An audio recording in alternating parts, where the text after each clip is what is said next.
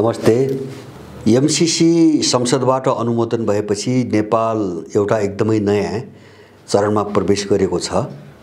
अब त्यो चरण भनेको नेपालको भूराजनीतिमा एउटा सामरिक द्वन्द्व सुरु भएको चरण हो।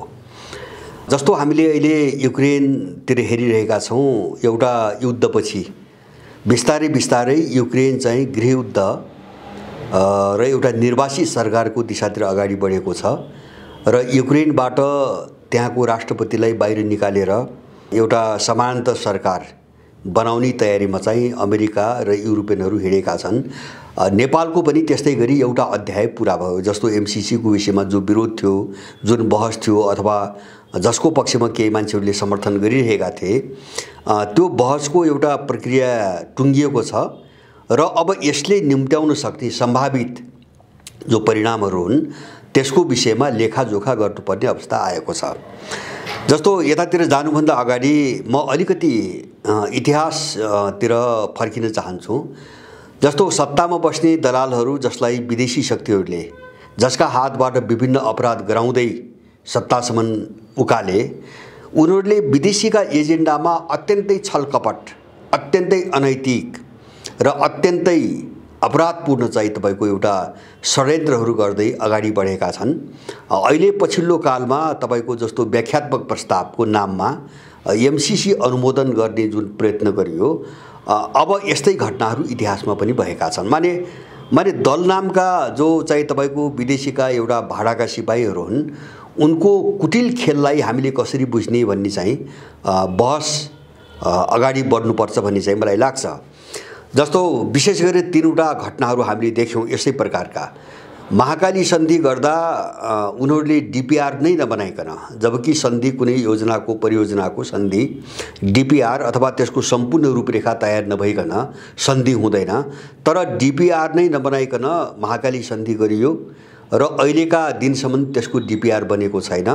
अब इन्डियाले पानी लग्नु थियो, पानी लग्यो, महाकालीको पानी लग्नु थियो, पानी लग्यो।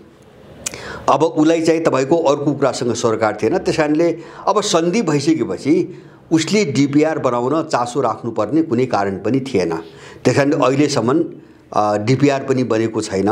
त्यही महाकाली सन्धिमा जुन महाकाली नदीको मुहान किटान नगरिकन सन्धि गरियो, त्यसको परिणाम आज चाहिँ कालापानीसम्म इन्डियाले आफ्नो भूमि भनी दाबी गरिरहेको अवस्था छ। अब त्यही खेल चाहिँ तपाईको बारबुद्धे समझदारीमा भयो। त्यहाँ के भयो त भन्छ भने जनतालाई झुक्क्याउन मारे र अपराधीहरूलाई एक थलोमा जोड्न। जस्तो महाकालीमा काङ्ग्रेस, एमाले र राप्रपा नामका एउटा अपराधी झुन्डहरूलाई एक ठाउँमा ल्याउनुको निम्ति त्यसबाट ठुलो आम्दानी हुने एउटा प्रचार गरियो। देशभरि सिँचाइ हुने, पश्चिम भूभागमा नेपालको सम्पूर्ण भूभाग सिँचाइ हुने र चाहिँ खरबौँको चाहिँ आम्दानी प्रतिवर्ष हुने खालका प्रचारहरू गराइए। त्यस्तै खेल तपाईको बारबुद्धीमा भयो र त्यसको निम्ति उनीहरूले सारेको मुद्दा चाहिँ राज्यको पुनर्संरचना, त्यो नेपालीहरूलाई गुमराहमा पार्ने, दिग्भ्रमित बनाउने र आफ्नो रणनीति अगाडि बढाउने एउटा हिस्सा मात्रै थियो। राज्यको पुनर्संरचनाको वास्तविक शाब्दिक अर्थ के थियो भन्छ भने, माने लामो समयदेखि नेपालको राज्य प्रणाली, यसको संरचनाले जुन एउटा सकारात्मक ढङ्गले काम गर्न सकिरहेको थिएन, यसलाई चाहिँ त्यो दिशामा सक्षम बनाउनको निम्ति राज्यका सम्पूर्ण चाहिँ अवयवहरूलाई पुनर्संरचना गर्ने अथवा नयाँ ढङ्गबाट निर्माण गर्ने भन्ने नारा दिए। त्यो निकै आकर्षक नारा थियो, तर त्यसका पछाडिको डिजाइन चाहिँ राज्यको पुनर्संरचना होइन, नेपालको खण्डीकरण गर्ने योजना थियो, जो 63 सालपछि देखियो। उनीहरू सत्तामा गएपछि देखियो। जस्तो उनीहरूले संहिता भने, अब त्यो संहितासँग चाहिँ जाति, भाषा, धर्म, क्षेत्रलाई जोडेर ल्याए र एउटा साम्प्रदायिकता फैलाउने कोसिस गरे। उनले धर्मनिरपेक्षता भने र धर्मनिरपेक्षताको नाममा राज्यलाई पुरै बर्बर, क्रूर र अनैतिक बनाउने दिशातिर उनीहरूले धकेले र त्यही खेल चाहिँ अहिले एमसीसीको हकमा भयो। जस्तो एमसीसी पारित गर्नको निम्ति जस्तो यो विदेशी दलालहरूलाई तपाईको कुन शब्दमा ल्याएर जोड्ने अथवा उनको सेफ ल्यान्डिङ कहाँ हुन्छ, अब त्यसको निम्ति उनले रोजेको बाटो भनेको व्याख्यात्मक प्रस्ताव अथवा सङ्कल्प प्रस्ताव जस्तै व्याख्यात्मक प्रस्ताव यिनले अहिले चाहिँ तपाईको पारित गरेको नाटक गरे। जबकि द्विपक्षीय सन्धि सम्झौतामा कुनै एउटा पक्षले गरेको कुनै पनि प्रस्ताव पारित गरेको कुनै पनि प्रस्ताव अर्को पक्षको निम्ति मान्य हुन्छ भन्ने कुरा हुँदैन र अर्को देशको कानुनले त्यो मान्ने कुरा पनि भएन।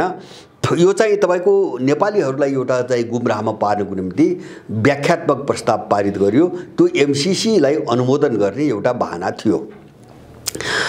अब त्यो व्याख्यात्मक प्रस्ताव अमेरिकाले मान्दैन भन्ने कुरा त्यो सरल रूपमा सबैले बुझेको हो। त्यो कुरा हामीले महाकालीको संकल्प प्रस्तावमा हामीले देखिसकेका छौँ, अथवा त्यस पछाडिको राज्य पुनर्संरचनामा यिनका सबै क्रियाकलापहरू हामी हेरिरहेका छौँ। अब यिनको यो आपराधिक जो चरित्र हो हैन, दलहरूको जो आपराधिक चरित्र हो, देश विरोधी जो चाहिँ तपाईको मनोविज्ञान हो, यो कति प्रबल र डरलाग्दो छ भन्ने कुरा हेर्नको निम्ति अलिकति हामीले इतिहास कोट्याउँ। जस्तो 7 साल पछिको एउटा चरण, 46 साल पछिको दोस्रो चरण र 63 साल पछिको दोस्रो चरण, हामी यो तीनटा चरणलाई हेर्यौं भने यिनको शासनकालको सम्पूर्ण अवधि विदेशीको एजेन्डामा रुमल्लिएको छ, अथवा देश पुरै चाहिँ विदेशीको एजेन्डाको वरिपरि देशलाई चाहिँ हिँडाइएको छ, घुमाइएको छ, बहसहरू गराइएको छ। जस्तो तपाईको 7 सालपछि के भयो भन्छ भने इन्डियाको सैनिक मिसन नेपालमा आयो।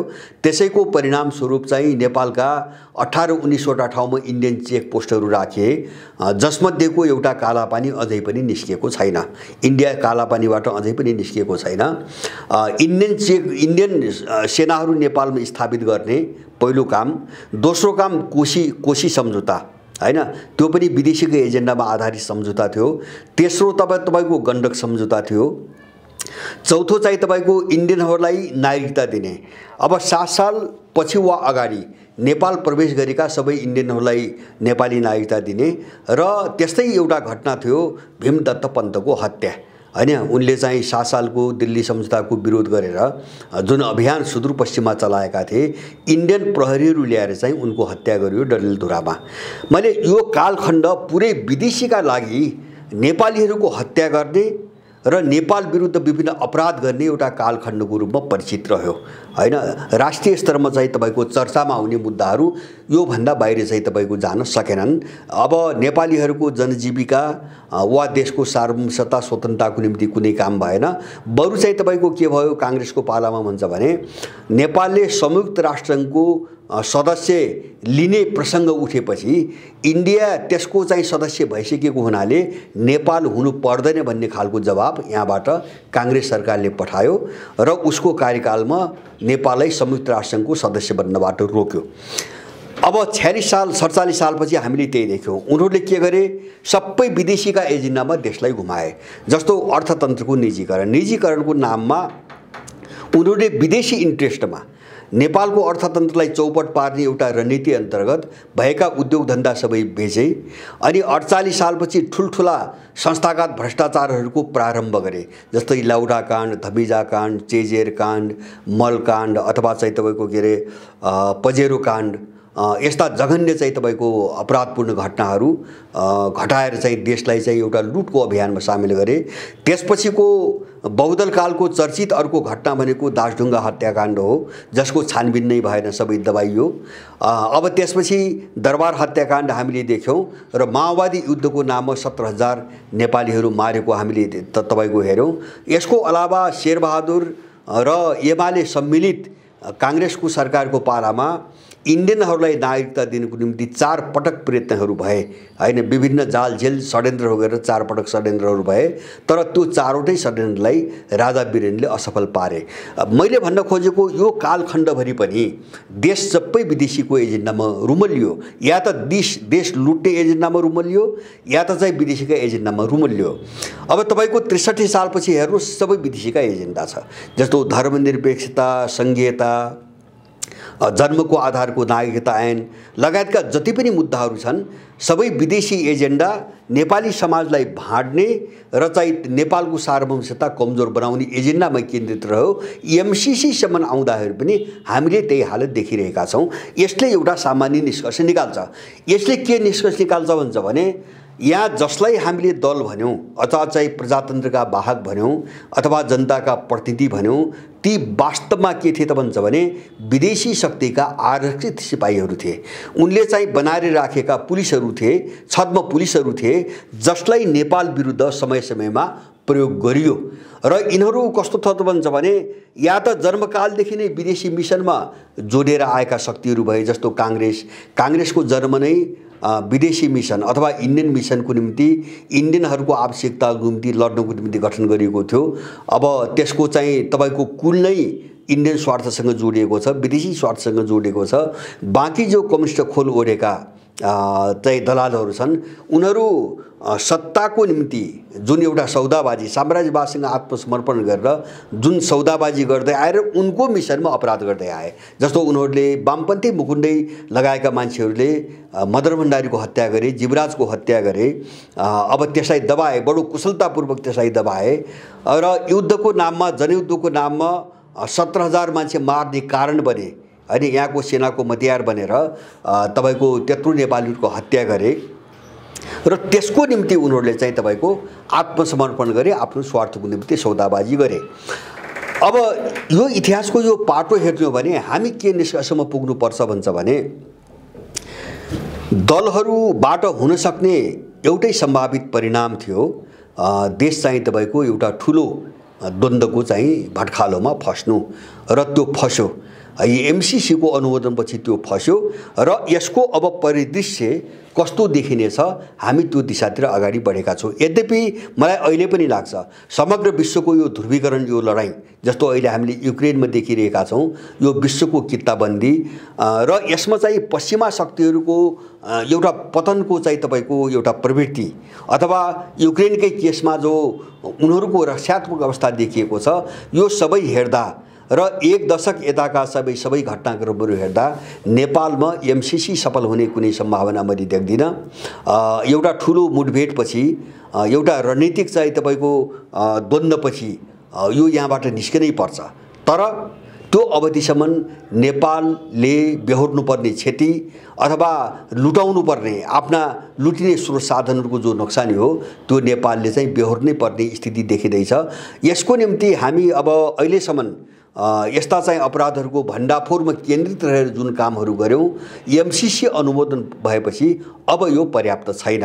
यो कुरो हामी सबै नेपालीहरूले प्रष्ट रूपमा बुझ्नुपर्छ। हामी एउटा रणनीतिक सोच र रणनीतिक योजनामै अब अगाडि बढ्नुपर्छ। यसको व्यवहार त तपाईको यसको चाहिँ प्रतिकार कसरी गर्ने, यसको प्रतिरोध कसरी गर्ने र आम नेपालीहरूलाई यो दिशातिर कसरी जागरुक गराउने भन्ने कुरामा हामीले गम्भीरतापूर्वक सोच्नुपर्ने अवस्था आएको छ। त्यसकारणले एमसीसीलाई हामी सबैले एउटा भित्रभित्र चाहिँ एकदम बल्झिँदै गएको एउटा चाहिँ तपाईको पीडा थियो हाम्रो देशमा, हाम्रो समाजमा, अथवा चाहिँ नवऔपनिवेशीकरणको जुन एउटा विकासको प्रक्रिया थियो, त्यो उत्कर्षमा पुगेर पनि अब झन्नै चाहिँ तपाईको एउटा निष्कर्षको चरणमा प्रवेश गरेको छ एमसीसीको अनुमोदनपछि। र यो एउटा डरलाग्दो चाहिँ तपाईको मुद्दा हो। एमसीसी मलाई लाग्छ मैले कसरी बुझ्नुपर्छ भन्छ भने जसरी नेटोलाई युक्रेनमा सामेल गर्ने नाममा अमेरिका र चाहिँ तपाईको नेटोले युक्रेनको अस्तित्व नै समाप्त पार्ने ठाउँसम्म पुर्याए हो, त्यस्तै एमसीसीको मुद्दाले नेपाललाई त्यो ठाउँमा पुर्याउँदैछ हैन। हामी अब यसको चाहिँ गम्भीरता, यसको चाहिँ तपाईको एउटा बोझिलो पाटो, एकदम चाहिँ खतरनाक पाटो हामीले कसरी बुझ्नुपर्छ भन्छ भने जसरी चाहिँ तपाईको रुसी राष्ट्रपति भ्लादिमिर पुटिनले गएको डिसेम्बर यही गएको डिसेम्बर 17 तारिकको दिन नेटो र अमेरिकालाई जो एउटा सुरक्षा सम्झौता प्रस्ताव पठाएका थिए र त्यसलाई उनीहरूले इन्कार गर्दा कि युक्रेनको त्यो दुर्दशा भयो। त्यसै गरी एमसीसीमा अमेरिकनहरूले खुला रूपमा चीनलाई मुछिसकेपछि र एमसीसी अनुमोदनको नाममा नाङ्गो रूपमा धाक धम्की र गुण्डागर्दीमा ओर्लिसकेपछि चीनको एउटा प्रतिक्रिया आइसकेको छ। हामी सबैले पढ्यौँ। उनीहरूले भनेका छन् कि यहाँ चाहिँ कूटनीतिक जबरजस्तीको नाममा अमेरिकाले केही गर्न खोज्यो भनेपछि हामी त्यसको प्रतिरोध गर्छौँ, प्रतिकार गर्छौँ भनेर चीनले स्पष्ट रूपमा आधिकारिक रूपमा बोलिसकेको छ। चिनिया प्रवक्ता बोलिसकेका छन्। अब यो दुईटा घटना, एकातिर अमेरिकाले चीनलाई मुछेर एमसीसी को बारेमा तपाईको कुरा गर्नु र अर्कोतिर चाहिँ नेपाललाई धम्की दिनु, जस्तो आर्थिक नाकाबन्दी लगाउनेदेखि लिएर ऋण सहयोगहरू बन्द गर्ने र सम्बन्धमाथि पुनर्विचारसम्म गर्नेका नाङ्गो चाहिँ तपाईको धम्की दिनु र त्यसको जवाबमा चीनले चाहिँ प्रतिरोध गर्ने चाहिँ सङ्कल्प व्यक्त गर्नुले नेपाल एउटा ठुलो सामरिक द्वन्द्वमा प्रवेश गरेको सङ्केत काफी रूपमा देखाइसकेका छन्। मैले भने जसरी पुटिनले अन्तिममा उत्कर्षमा आएर अब पश्चिमाहरूसँग मुठभेड हुन्छ भन्ने निष्कर्षमा पुगेर डिसेम्बर 17मा जो सुरक्षा सम्झौताहरू पठाएका थिए र त्यसको जवाफ नदिँदा यो हालत आयो आज। त्यसैगरी चीनले जो प्रतिकार गर्ने चाहिँ शब्द प्रयोग गरेको छ त्यसमाथि राम्रोसँग ध्यान नदिने हो भने नेपालमा मुठभेड सुनिश्चित भइसकेको छ। हामी यसको निम्ति अलिकति दीर्घकालीन सोच बनाएर अगाडि बढ्नुपर्छ। यसलाई कमजोर र हल्का मुद्दाको रूपमा लिन हुँदैन। यो दिशातिर हामी सबैको ध्यान गहिरिएर जानुपर्छ भन्ने चाहिँ मेरो सबै नेपालीहरूमा आग्रह छ। जय जननी।